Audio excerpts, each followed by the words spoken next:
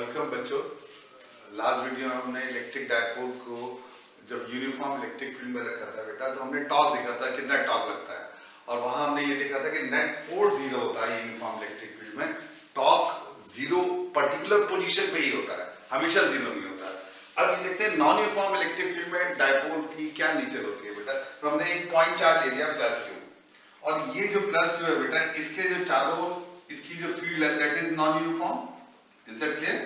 Minus Q है plus Q, इस plus Q की वजह से बी पॉइंट पर इलेक्ट्रिक फील्ड इधर होगी, पॉजिटिव चार्ज पे फोर्स भी इधर लगा, माइनस क्यू पर फोर्स इधर लगा बेटा, इलेक्ट्रिक फील्ड इधर है। तो ये दोनों फोर्सेस ना डायरेक्शन में अपोजिट डायरेक्शन में भी नहीं है और मैग्नीट्यूड भी सेम नहीं है। इसका मतलब इन दोनों फोर्सेस का रिजल्टेंट जीरो नहीं होगा और इनकी वजह से टॉर्क भी जीरो होगा। इसका मतलब इस पोजीशन पे इस पर नेट फोर्स भी लगेगा और टॉर्क भी लगेगा।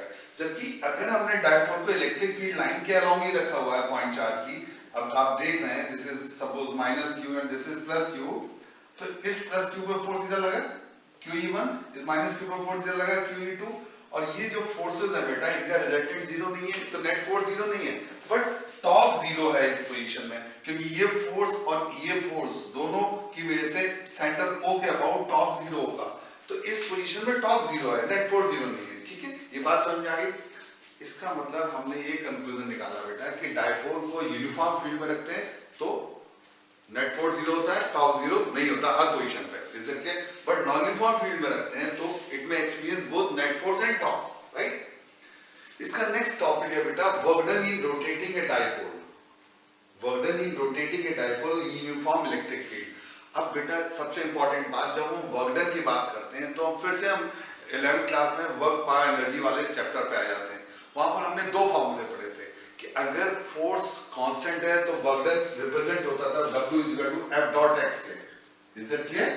अगर फोर्स कांस्टेंट है, और अगर फोर्स वेरिएबल है बेटा तो वर्क डन इससे लिखते थे, आपको शायद याद होगा, अगर फोर्स वेरिएबल है। So this was an expression for translatory motion, but we are doing here rotatory motion, तो फोर्स की जगह क्या आ जाएगा बेटा? टॉर्क। Is that clear? दूसरी बात, जब हम डायपोल को रोटेट करेंगे बेटा तो थीटा की वैल्यू चेंज होगी, जब थीटा की वैल्यू चेंज होगी तो टॉर्क भी चेंज होगा, तो वर्क डन इंटीग्रेशन से लिखेगा। This is an expression. तो हमने फोर्स की जगह टॉर्क लिख दिया बेटा और dx की जगह d थीटा लिख दिया। अब टॉर्क की वैल्यू हमने रखी बेटा, this is p sin theta d theta, theta 1 to theta 2, p बाहर ले लिया बेटा हमने इसमें। ठीक है, sin थीटा का इंटीग्रेशन क्या आया? Minus cos theta, this is theta 1 to theta 2, ये वर्क डन आ गया। लिमिट रखी बेटा हमने तो माइनस पी बाहर आ गया, this is cos theta 2 minus cos theta 1। This is an expression for work done in rotating A dipole. Theta 1 is the initial angular position and theta 2 is the final angular position, right? theta 1 initial angular position, initial angular position आप याद रखेंगे, है ना, angular position, और theta 2 बेटा this is final angular position, final angular position, right बच्चों। अब इसी के बिहार पर सपोज हम कोई भी क्वेश्चन कर सकते हैं, जैसे वो कह रहा है डायपोल इनिशियली इलेक्ट्रिक फील्ड के अलोंग रखा है तो थीटा 1 जीरो हो गया, और हमने 90 डिग्री से घुमा दिया तो थीटा 2 90 हो गया। तो कोई भी क्वेश्चन कर सकते हैं आप, very simple, we have got this expression. समझ में आ गई बात? इसके बाद देखते हैं बेटा इसी वर्क डन के बिहाफ पर हम पोटेंशियल एनर्जी कैसे निकालते हैं। और आपने पढ़ा है बेटा electrostatic force is conservative in nature, electrostatic force is conservative in nature, तो ये टॉर्क उसकी वजह से प्रोड्यूस हुआ, ये भी कंजर्वेटिव नेचर का है। तो वर्क डन, जब भी हम कंजर्वेटिव फोर्सेस का बात करते हैं बेटा, तो वर्क डन हमेशा चेंज इन पोटेंशियल एनर्जी होता है। ठीक है, work done by conservative force W conservative is equal to minus of delta U। जैसा क्लियर? ये चीज आपने ध्यान रखनी है, W कंजर्वेटिव। अब यहां पर कंजर्वेटिव फोर्स का वर्क डन है और हम अपना एक्सटर्नल वर्क डन देख रहे हैं, तो एक्सटर्नल वर्क डन जो आया बेटा this is minus of W conservative, तो this is only delta U। तो इसी चीज को अगर हम यहां पर अप्लाई करें बेटा तो वर्क डन को हम लिखा हमने U final minus U initial, this is minus P cos theta 2 minus cos theta 1।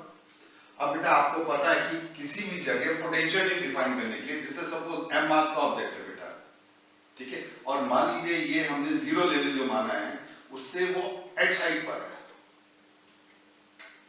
m मास का ऑब्जेक्ट इस जीरो लेवल से h हाइट पर है, तो इसकी पोटेंशियल जी यहाँ पर क्या हो गई बेटा mth u फाइनल, और u इनिशियल क्या थी 0।